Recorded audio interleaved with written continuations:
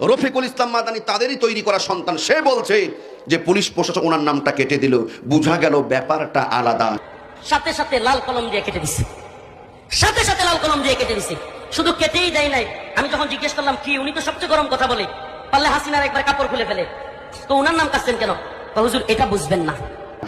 রফিকুল ইসলাম মাদানী সাহেবের নাম শুনে তো ছোট্ট ছেলে, এই রফিকুল ইসলাম মাদানী সাহেব তিনি একটা তথ্য বলে দিয়েছেন, ফাঁস করেছেন।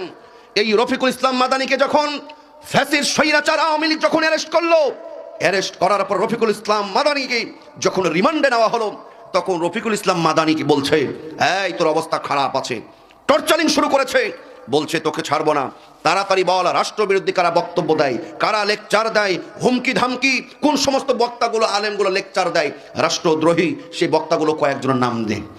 রফিকুল ইসলাম মাদানী সাহেব আপনার সার্চ দিয়ে দেখে নেবেন, রফিকুল ইসলাম মাদানী ছোট্ট মানুষ বলছে যে আমি সর্বপ্রথম চরমোনাই পীর সাহেবের নায়েবে আমিরের নাম 1 নম্বরে দিয়েছি, নায়েবে আমিরের নাম 1 নম্বর দিয়েছি, 2 নম্বরে মামুনুল হক সাহেবের নাম দিয়েছি, আরো অনেকের নাম দিয়েছে, উনি বলেছে এইরকম অনেক একটা নামের লিস্ট করেছি।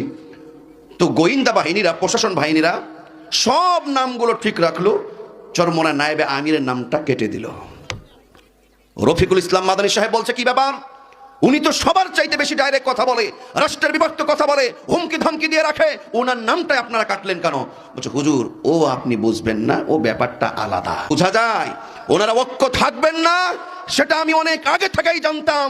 রফিকুল ইসলাম মাদানী তাদেরই তৈরি করা সন্তান, সে বলছে যে পুলিশ প্রশাসন ওনার নামটা কেটে দিল, বোঝা গেল ব্যাপারটা আলাদা। তার মানে আমরা বুঝেছি ইসলামী ঐক্যজোট, ওনারা আপনারা এই 11 জন ইসলামী দলের সাথে থাকতে পারলেন না, এটা আপনাদের কোনো সিদ্ধান্ত নয়, এটা অন্য কোনো বহিরাগত একটা সিদ্ধান্ত হতেও পারে। কথা বলুন ঠিক না ব্যাঠি?